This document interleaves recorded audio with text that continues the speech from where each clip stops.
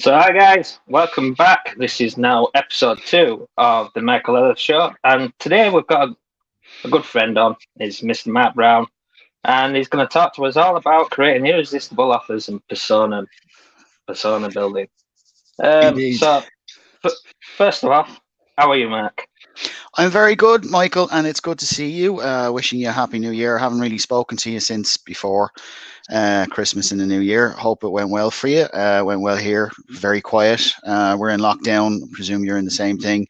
So, plenty of time to be strategic about your business if you're an entrepreneur or a small business. And so, yeah, happy to be on the show, and thanks for inviting me. It's a pleasure. It's always a pleasure. It's a great talking to you, and plus, I just like your voice. That sexy pilot voice comes through all the time. So yeah, hopefully your seats are in the upright position and your tray tables are in the locked and upright, and we'll take you on a good flight this evening. Yeah, no, I appreciate you coming on. One of the things I wanted to say about you, Michael, like since I've not known you that long, but one of the things what I like that you do and your mindset, and I hope this comes across to your audience as something I'm calling out, and I would encourage people to do because I'm learning from you as well. Is the way you have that focus on who you're serving, whether it be in terms of a conversation, whether you're serving a customer, I am a client of yours, uh, or whether you're calling out a tactic or strategy. You always come at it from the point of view of who's being served. So I always like that about you. So looking forward to this. Yeah, yeah. So, with that being said, do you want to introduce the to the audience a little bit more about yourself, your background, and how you became a business owner yourself? Okay, well, it could be a long story, but it's essentially I have over 15 years of a background in corporate IT and the blue chip market. I've done everything from the software engineering side, hardware engineering side. I've done technical writing. I've been in customer support management. And I've done marketing, and I moved then from marketing to direct sales. So I go back to a company called EMC, which no longer exists, bought out by Dell. But um, I basically, because I had that experience when I ended up in marketing, I ended up doing a master's in design research and agile methodology because I was working on a particular project. In that particular project, the techniques that I learned, and from being in the IT market, I learned things about personas. I learned things about ideation, about iteration, about A/B offers, etc., and how corporations actually zero in and focus on their customers. So that I took a project that had a 56,000K budget, and in its first year, I had an ROI of 24 million. By its second year, we were bought out, so I can't give official figures around that, but we were targeting, before things broke up, about 200 million. I then went into a sales support role in that company, and then took a package, joined a small company for a while, and was helping them develop their sales because they were a startup. And then when March of 2019 happened, I took basically became uh, one of the casualties, so shall we say, of the COVID-19 pandemic. And then I decided, what the hell, I'll start my own business. And I think by July, I kind of figured out that entrepreneurs who I envisioned were really saintly people who got it and were very strategic and very customer focused and weren't distracted by politics, were just as bad as the corporate execs that I used to work with and have to influence. So I realized that a lot of my qualifications that I'd been ignoring because I took a dive in and I had the shiny object syndrome and I was going after different offers. I finally realized that there is a gap in the small business entrepreneurial market, especially in the social online market, of knowing who your customer is, serving your customer from that point of view, and actually having a strategic way of approaching that builds what I call the irresistible offer. And that's what my business focuses on. I've created a group called the Design Hackers Guild that teaches people how to do that. I coach customers and clients on that. I've got software that helps people pull in certain amounts of data that are required to help them develop that the personas and all the other information that they need to serve customers. So that's my long and rather drawn out story. It's, to be honest, it's not that long. I'm sure you could have gone into a lot more details over things and stuff like that. It's really not that long in comparison to your life.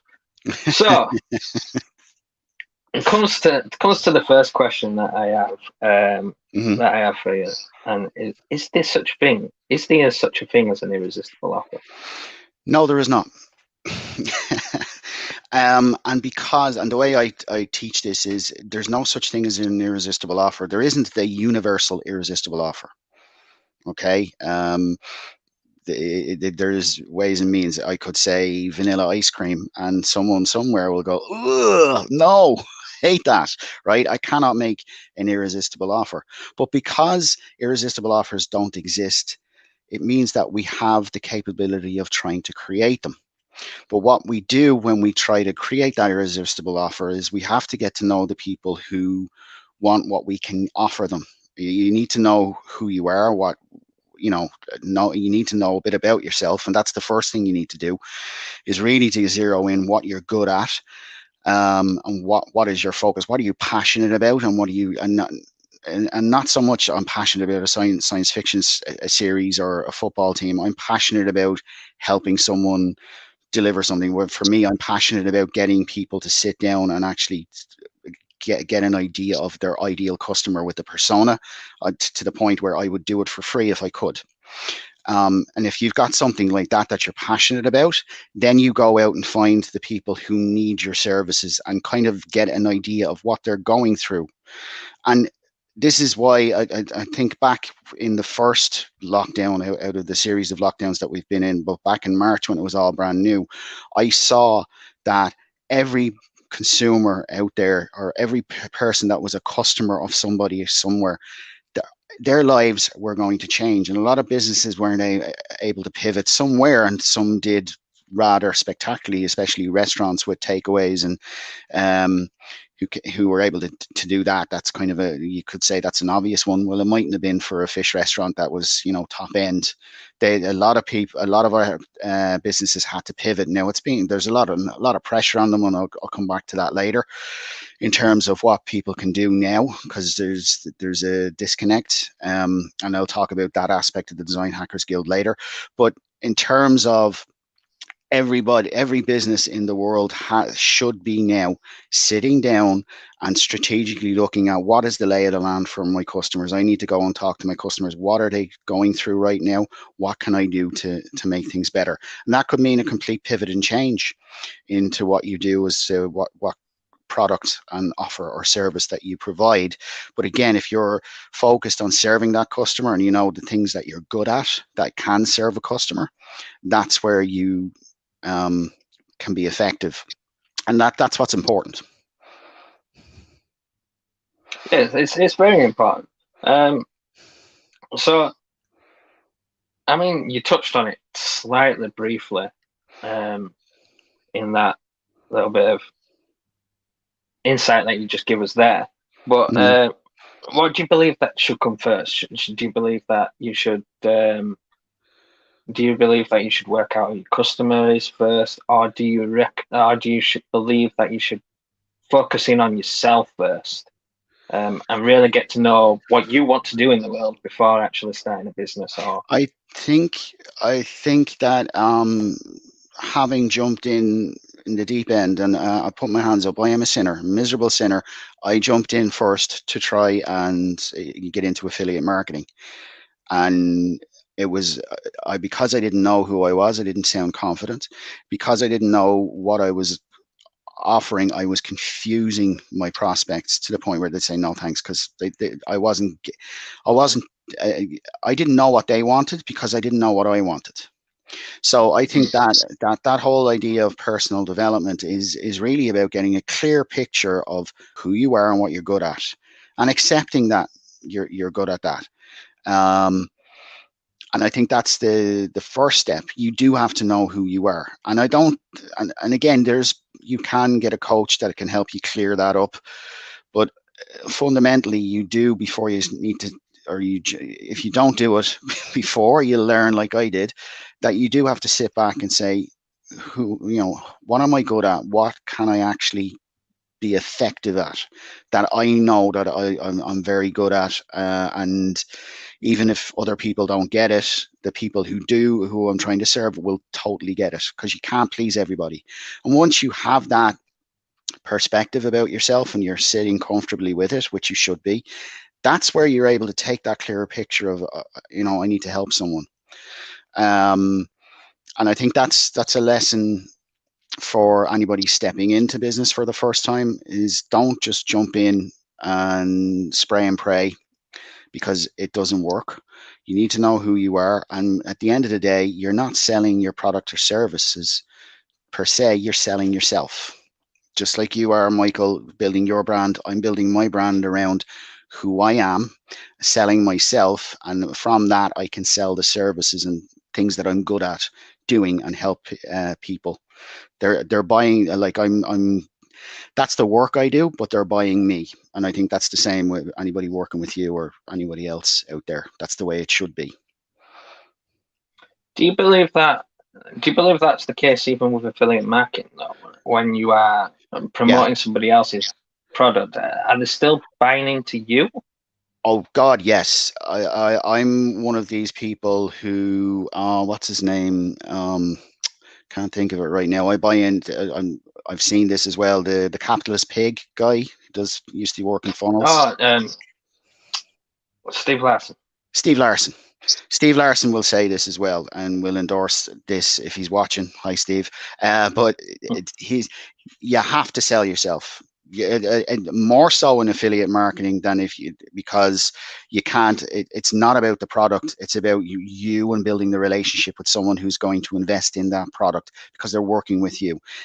When you're building an affiliation, you should be looking at it from the point of view of you're bringing on people to work with you, and they're essentially business partners, and you look at it as a business. It's not just a customer who's going to buy a pair of shoes and go off and leave again. There's a relationship. And even if you're a shoe salesman, you should be building a relationship. And that's why the best shoe salesmen are, that's how we define better salespeople than other people. But when you're in affiliate marketing, it has to be about you and because people are going to buy the belief you have in what you're selling as an affiliation. That's my point of view anyway, and I think Steve Larson, I go along with Steve Larson in that regard. No, I agree. Definitely when it's when you are coming at affiliate marketing more as a sales position based position, then yeah, I do believe then they're essentially buying into you, nothing else. Okay, there's affiliate marketing where you can do it slightly different from that, and it's more hands off. And then I'm probably guessing that they're not really buying it for you; they're just buying it for your points of view, which is a slightly different thing. But still, it evolves. It all evolves around you. Absolutely, and it evolves around your brand. And not that I meant this conversation to go into the personal brand area, but in terms of to get through the ideal buyer, you would want to have your personal brand sorted, and that's in terms of coming at it from the point of view of doing things that cost nothing, following up with customers and not selling to them, kind of having the conversation with them, figuring out what it is that they're trying to, what pain they have, and if your offer actually sorts them out. It may be a case, and like a lot of people, when I'm hit up by Bitcoin miners, like I go back at them and try and figure out what's your point of view of selling this? What's it done for you? They're not very clear about that. And customers can come back at you at that, but you might be in a position where you, Michael, for instance, if I was serving you and you're not really, okay, you've got the persona down, but maybe you don't have something that's in terms of something else. But I know another guy, maybe you're struggling with sales. I can point out several other people who I'd recommend to you, who I work with, like Rory, who Rory is, as an example. Say you should talk to Rory because he's the guy. I would refer you on. I get nothing back from that other than the fact that I referred that guy later, and he might refer other people to me because of what I'm offering, because they're missing that. And again, it's about that personal branding and rapport, and underneath that is serving the person that you're talking to. It's critical. It's critical. So yeah, just to let you guys know at home that these interviews that I do, they're completely unscripted. So if they go in one direction, they're going one direction. So just like Mark said, he didn't want it to go to personal branding as such, but it happens. Personal branding is big, massive. It's a big, massive subject in recent years, because the consumer, the customer, has started to realize more about that. Well, the trend's just being that we're moving towards a direct consumer, a direct consumer world. We now live in the age of the internet. The cost of entry to enter nearly every field out there is ridiculously lower than what it used to be. Mm-hmm. Obviously, I'm not talking about doctors here or anything specialist where it requires massive amount of qualifications. But you have a master's. It's sat there behind you proudly. Yeah. It's nice. It's fantastic. But really, what's more important is the experience that you've had in the years leading up to where you are now, rather than the actual qualification set on the wall. And the reason why that is because experience is a lot more valued rather than knowledge on a piece of paper. So with us going to a more direct to consumer world, personal branding's risen a hell of a lot. Absolutely. So it's part of it's now part of forming a business. Can you form a business without personal brand? Of course you can. I'm not going to say you can't. You can do it with no face. It's going to be harder, but you can do it with no face. Yeah. If you want to go the Coca-Cola route, like how long have they been in business and how long did it take them to get to where they are? And again, the thing is, when people bring up the Coca-Cola thing and other big brands out there, right? At some point in time, there wasn't a name, right? And there wasn't a brand name. You wouldn't have known of Coca-Cola when they first started because it didn't exist before then.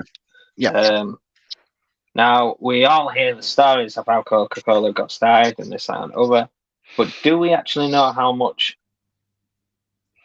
was personal branding along with Coca-Cola in the initial first starting to get into where? I'd say it's absolutely critical, and with personal branding, it came around what was talked about the product where it was available. It was usually available in those particular shops, and the whole idea was they were targeting the purveyors of that. They were essentially chemist shops, and Coca-Cola was an energy drink. There was a small amount of cocaine in it. Like you'd have to drink tons of it to go off your head, but it gave you that boost in energy, and it was targeting those people who are looking for that sort of health kick. And what that needed to do then was to build a persona around that was professional, And in those regards, I'd say a lot of personal branding was around it. I mean, even with if we go for another product, which was the firearm, the Colt 45. Right, you look up marketing and Google marketing for the Colt 45. That how you can see the whole personality around that in like the Wild West, and for people who are rustling, or not rustling, but not stealing cattle, but protecting cattle, and all these things. You can feel the persona that's around it, and again, there's even the cigarette brand. What was it? The Marlboro Man, right? Hmm. That created the whole Yeah. character around that. Now, whether it's healthy or not, that's not. I'm talking about the branding aspect of it. There was a personal brand around that. And that's the thing that we do as well, is that with those products, whether it's Coca-Cola or whether it's these headphones that I have, you've got that personal. When I looked at these headphones, I saw myself wearing them and talking. So I made an association with it, and I saw myself in it. And that's the other aspect of your products and your service or whatever you're offering, is that people see themselves experiencing it. And that's the other side of the personal branding, Mark, is that if you're putting forward something, that personal branding has to resonate with other people who have an association with you, or an association with your product. So they kind of, the look and feel, or how they'll feel experiencing it, needs to be clear to them. And you need that. You definitely need personal branding around that, to kind of give that confidence of, well, I use it too. And I with the cigarettes, you've got the Marlboro Man, or the headphones, or the iPod, or the iPad. You could all see people using it. There's that whole personal affiliation with it. So your personal branding is also part of your advertising for the product, but it also projects. If people make an association with your personality, Michael, or my personality, they project themselves into what you're doing, and they start to envision themselves using the product, service, or offer that you're purveying. So yeah, personal branding is it's a big topic. It's a massive topic. So let's move on to niche versus persona. It's a pet peeve of mine, and as a man of science, I've actually a bachelor's in science as well as a master's in science. When I was studying regular science in ecology, niche was always referred to a particular biome and biomass that occupied that biome. And when marketing jumped on that, because they said, "Oh yeah, that looks like people in a particular demographics, etc." Unfortunately, it was more scientific marketing that picked niche, that picked it up from the biological scientists, and unfortunately, because marketing gurus jump on terms like millennials and Gen X and everything else, niche got thrown in there. And what niche now means is not the same thing. The way I describe niche, if you go for a literal translation, it's a hole in the wall. So that's, if you look at niche, it means hole, or hole in the wall. With personas, it's about people. And the way I look at it is that your niche, or the other one that's used, is avatar. And yeah, and an avatar can be a statue or a teddy bear, and people they can associate with it. But that's not the same thing as, say, a driver's license. A driver's license to me is a persona, because it's actually it gives information about me, which is not me, that facilitates me in hiring a car, buying alcohol, opening a bank account, or before Brexit, just using that to get on a flight to fly over to the UK and hang out with you. But the point is that it is accepted by businesses as a form of identification. And if you look at your driver's license, I won't pull it out because we want to protect people's data, but it not only has your picture and your signature, but it's all got the vehicles that you can drive, all sorts of different details, when the lights, etc. That is a full-on persona. So when you're talking about niche, that's really what that could be, is in terms of our marketing terms, is general areas and demographics that you're going after, and there's nothing wrong with that. But trying to build an offer around a niche is insane, because you're serving people, and you need to think of the people to just create these driver's license, or that's essentially the way I tell people how to create personas. You're creating these driver's licenses, or these I suppose, and the other way of looking at it is, these, what you call them, rap sheets, right? So you've got the picture of your criminal with their details and the crimes they committed. But it's to kind of get that idea. Again, that's a persona. That's a file or a rap sheet that police use to look at suspects and to see if they actually match up with the crime. That's the kind of work you're doing. You're looking at your audience, or your potential audience, in the particular area of what they're using, or the product, service, or whatever the offer is that you're planning to do. And you need to kind of get an idea of what their personality is. And niche or avatar doesn't do that. A niche and avatar allows you to project your persona into what you're doing. And what happens then is, if you do it that way, you'll start creating offers and ideas and websites that suit you. The minute you turn it around to a customer, they're going to turn around and say that doesn't suit me at all. You need to take yourself out of the equation, as detectives do, and get into the mind of the criminals, but in this case, the customers, and start writing out what their desires are, where they live, what's the likelihood. Are they married? They not married? They got kids? They gym members? They not gym members? And getting down on those details and creating that, their favorite ice cream, their favorite TV program. They're crazy. This particular character is crazy about the TV series The Expanse, or someone else is mad about Coronation Street. That you get very, very, very specific. You start then associating with them. And you take, I know what I talked about earlier is getting your customer to associate with you. You start to associate with your customer about what their desires are, what makes them happy, what makes them sad, what they're worried about, what delights them, what really annoys them, and what they're trying to achieve. That's the difference. A persona is about the human centered aspect of it, taking and it stops you projecting yourself into what you're putting together, and you start projecting the people that you're serving into what you're putting together. So how powerful is going that route of personas and being customer centric when combining it with marketing? How powerful is that?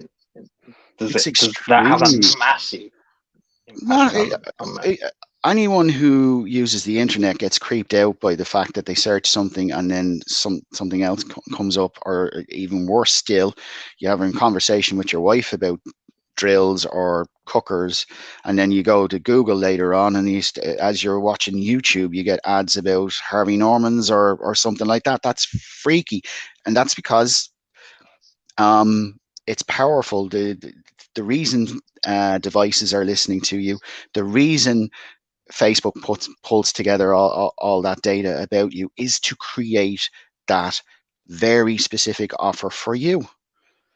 And in fairness, too, like, we can complain all we want about that being kind of creepy, and it's kind of uncanny valley type things. It's just a little bit too much, because, well, you can't blame them. They're greedy, and greed isn't always bad. But greed drives innovation. Yes, it does. And Bitcoin is a brilliant example of that. I think that's driven purely by greed, and it's a great innovation. and look at the other altcoins. That's another conversation for another day. But the point is that if you combine a persona with marketing, you nail it. I mean, even to the point where if someone does a search like a housewife who is 45 years of age and they have teen kids, she's looking for a teen holiday, if they can capture that information and figure out that there's a lot of people who meet that criteria, we can ping them on particular addresses. We can start pushing out ads, and 9 times out of 10, the lady will get that particular ad. And then if they have that information, they can sell it. I mean, I've been to Switch in Las Vegas, where eBay has a massive, literally a football field in length of servers that are doing a lot of data crunching and analysis. And you know what they do? In eBay, you can buy a Model T Ford, a pint of Guinness, or if you really want to, an old German U-boat. Anything, you buy anything on eBay.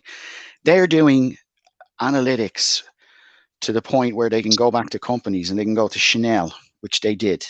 They said, do you know that there are people searching eBay for the 1947 bottle of Chanel? It was a kind of a sexy bottle, and they want that.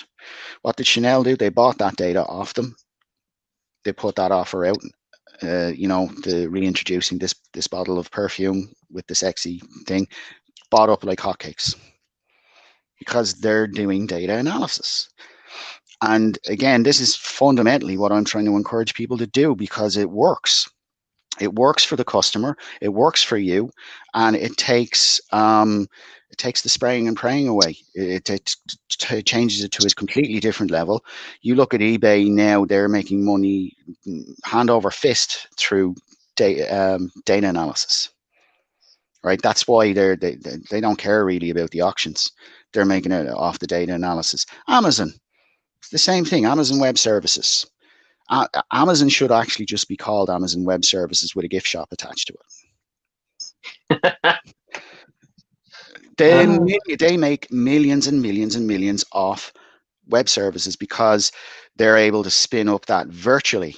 And there's an awful, and why is it's being spun up virtually? Because that's the next level of iteration of technology. And what's driving that? It's the greed about data, getting data on people to put together the offers. And an awful lot of smaller companies don't see that. And in fairness to them, a lot of entrepreneurs who start off have it all in their head. They know who their customers are, and they can go that way. The problem is, if you want to scale your business, you can't just pull out your brain and pull out those bits and show that to people. You have to build assets. You have to build data, because some people may intuitively know who their customers are, but they're rare. We talk about them a lot. You can talk about Steve Jobs, for instance. He knew who his customers were. He knew what to do. But again, in order for him to build that out, they had to build out assets and be very specific about who they're serving. McDonald's do this. They're very specific about so you can look their personas up. It's actually you put me onto that they have a list, and it's amazing to the level of detail that they go. But that's what they do, and the fact that they're able to share that information. If you're not able to write out who your customer is, and if you can't go to who you're working with, who you're partnering with, whether it's a family business, whether you're doing affiliation, if you can't get someone to write down the same thing as you do, you don't have your persona. That's why we build personas. That's why we do this data analysis. That's why we capture this data, and that's why I help people focus on that data. Yeah, definitely. So with that being said, can businesses have multiple personas? Absolutely. An example of that would be Dell. They sell servers, they sell cloud storage, they sell multi-million-dollar storage, and they sell laptops and they even sell small devices. They've got personas about every one of those clients. You like your blue chip IT company is going to have a hugely different persona compared to the small entrepreneur who wants his laptop, or the gamer, right? The Dell sell, I think they sell gaming laptops. They've got a gamer persona as well. Yeah, they do, yeah. And they're not shooting in the dark. Dell actually have a top end gaming laptop thing that's talked about in the gaming world. Why? Because they learned about who the gamers were, what they wanted, and they built them what they wanted, and now people talk about it. And that's the other aspect of building personas, is that these companies, these big companies, if they get it right to the point where customers are wildly excited about having the new iPhone, who's doing their marketing for them? The wildly excited customers. And then if you pick on those wildly, 100%. and then if you pick out these wildly popular, excited customers, you've got influencer marketing. Now you give them the new phone before it comes out, before everyone else, and they do the marketing for you, and they do it from the point of view of a customer. And they've all got their own their micro influencers. They've all got their own following that resonate with that persona. That's even better again, because I don't have to, as long as I know, say, one persona, I know millions of other personas, because if I get it to the right influencer who has that following because they resonate with him, if I know what resonates with him, I can resonate with his buyers, his audience. That's how it's done in the corporate IT world, and that's how it needs to be done in even the smaller businesses. And I now specifically, we can't just get away with spraying and praying. People are getting very specific because they've got less money, because we have a dwindling economy. They're getting like, a lot of people are tired of being given crappy offers, tired of being treated like crap, and they're very discerning to the point. If money is tight and they're discerning, you've got harder work to do. And the way you simplify that more is by focusing on who you're actually serving. And how do you do that? You capture the data that's around that. And I think that's more that today, in the current pandemic, a lot of businesses should be sitting down and doing this work, sitting down and figuring out how they're going to get an accurate picture. And the fact that they do it once, they should be continuing to do it, because everything is rapidly changing and an awful lot of uncertainty at this time. You get into that habit. When we get to the other side of it, you're going to be the company that has that habit. Per se, you're going to be able to do what Apple did, maybe in a smaller scale, but you're going to have that relationship, rapport, everything else built up with that customer, and you've got them through hard times. They're going to be crazy about you. So. Definitely. So, your pet peeve, one of your pet peeves is Amazon, because you're a local guy at heart. You support local businesses, which is absolutely fantastic, because there should be room for everybody in this world. Well, just going by what you said, with everything's rapidly changing and such and forth in this world that we're in today. Look, at the beginning of January 2020, Elon Musk was not the richest man in the world. No. Jeff Bezos was. And Jeff's stock in Amazon went up dramatically during COVID. And then all of a sudden, out of the blue, the beginning of this year, Elon Musk is now at the top. He is now the richest man in the world. Although I don't keep a track of it daily, so it might have changed by now, but it certainly was just a few short weeks ago. The stock prices went up and it became top dog. But that goes to show something, that small little changes in our lives can have massive impact in the real world. Absolutely. And if you're just playing the game as it comes, sort of thing, and not I'm not listening to the market, not listening to the data. I'm not producing goods via listening to the data. Then you're going to be left behind. Yeah. Surely. Mm-hmm. So what Matt does here in his business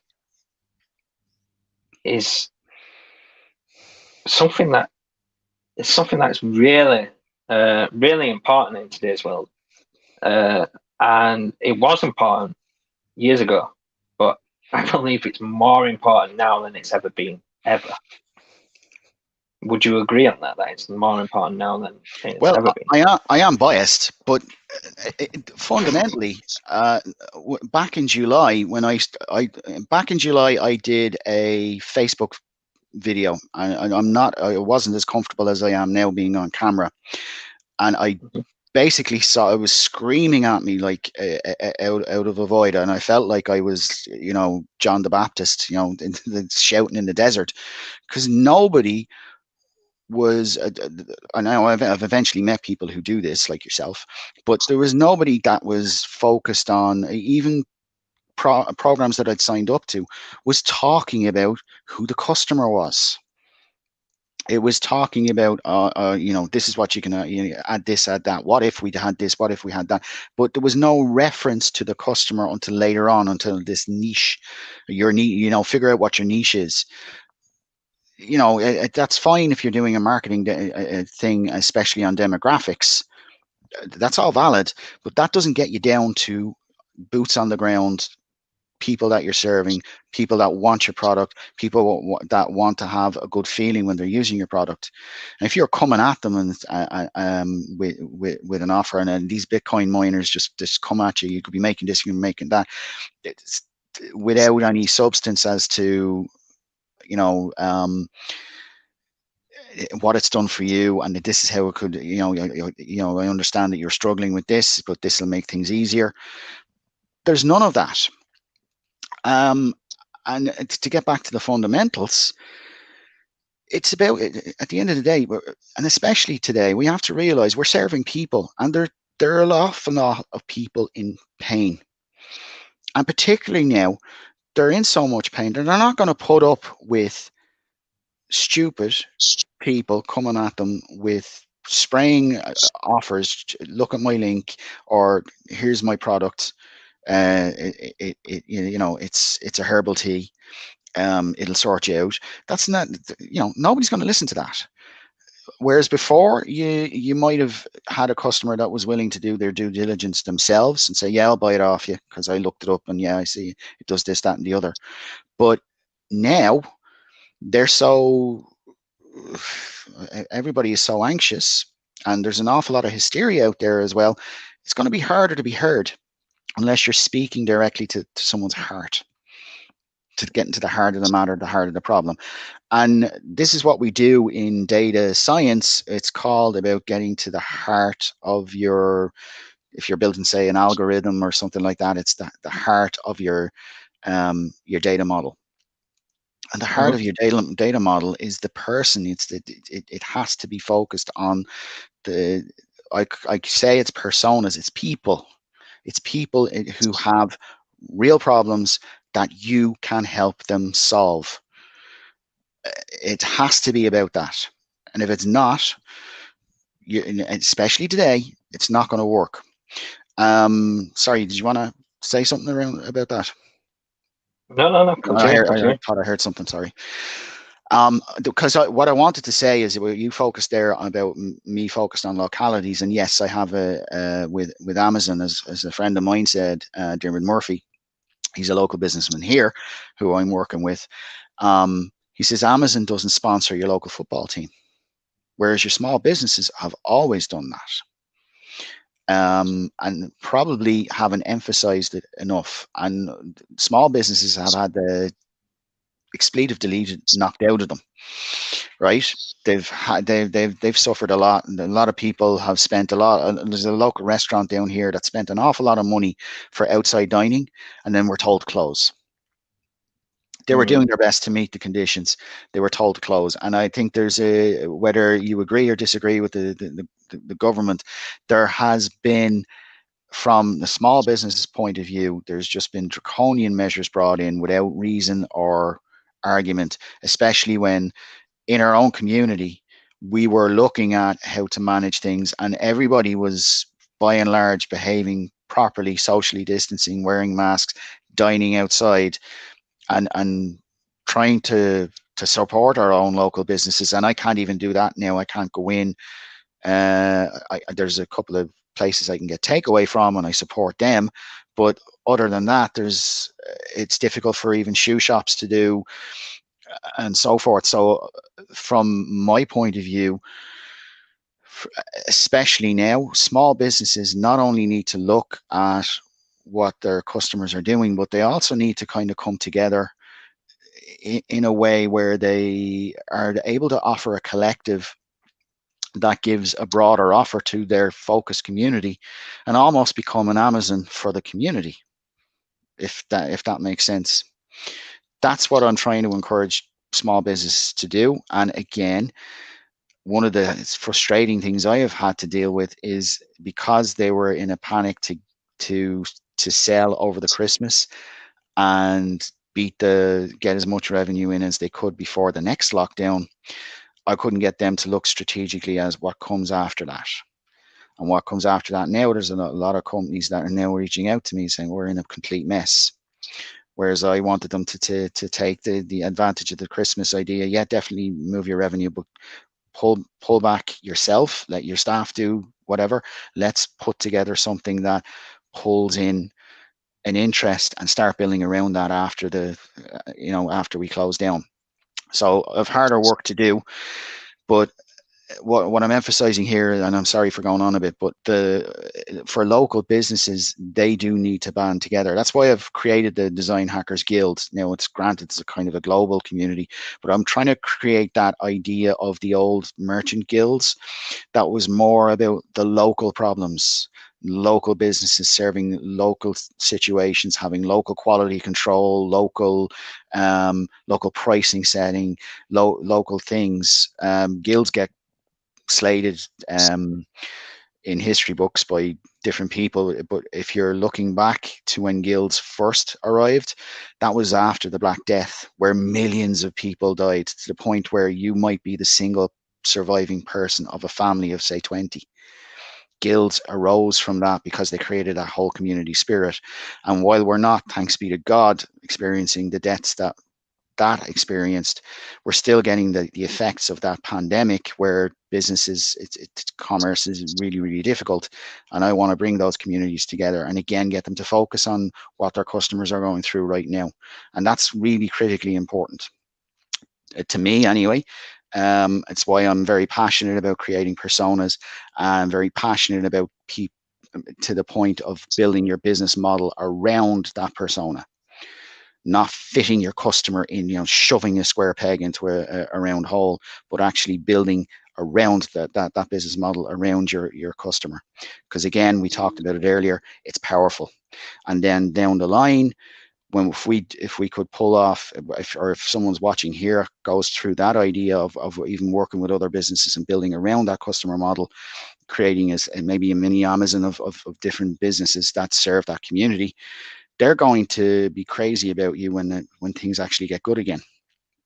And that's they'll actually bring you more customers. It allows you to expand bigger.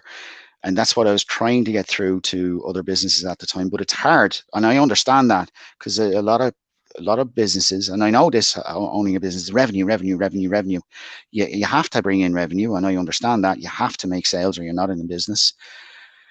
But at the same time, when your sales dry up, did they dry up because your product is obsolete, or did you become obsolete in terms of your thinking? Oof, oof. Yeah. Powerful. That's powerful. So we've been on here nearly 50 minutes now. We're coming up towards the end of the the show. Just quickly, is there anything else you want to get your point across? Um, I think just emphasis on personal branding. Work out your kinks of your personal branding, and you don't have to be perfect.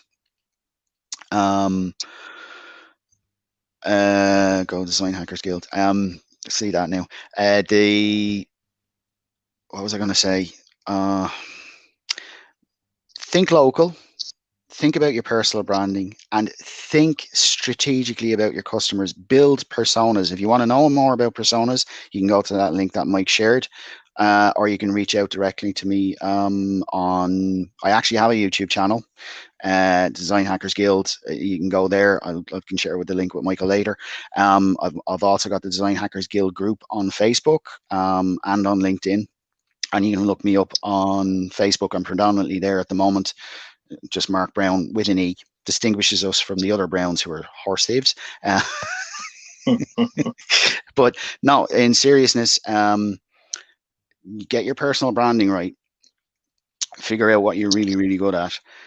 Definitely focus on your locality, because I think that's really, really important, and that's going to be a big differentiator in the way things are going. And build your business model around the personas, and build a persona that is it's sort of like a fictional representation of who your ideal buyers are.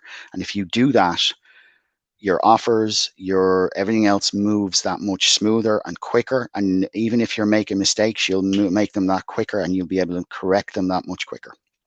Don't do that, and you'll go down the road of, even before this pandemic, any new product that you introduce to the marketplace. Forbes did an article on this.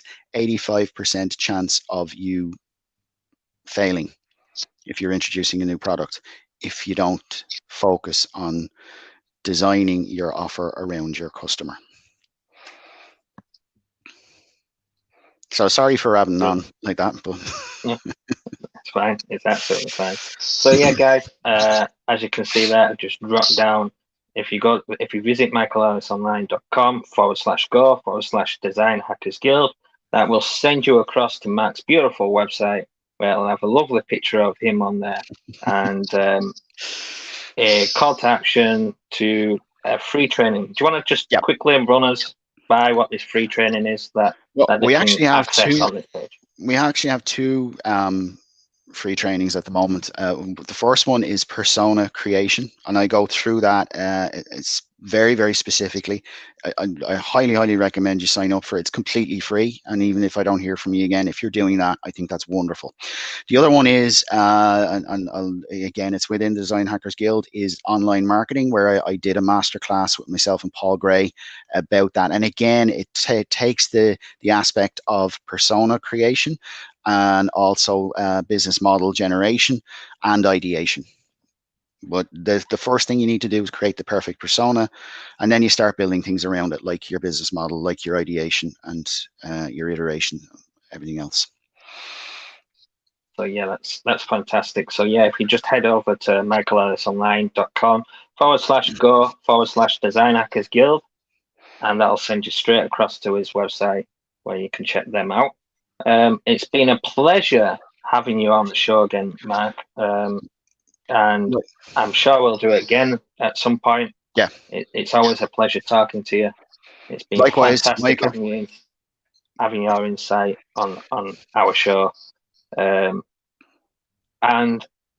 that's been it for today's episode, guys. So make sure you tune in again for episode 3. Episode 3 will be tomorrow.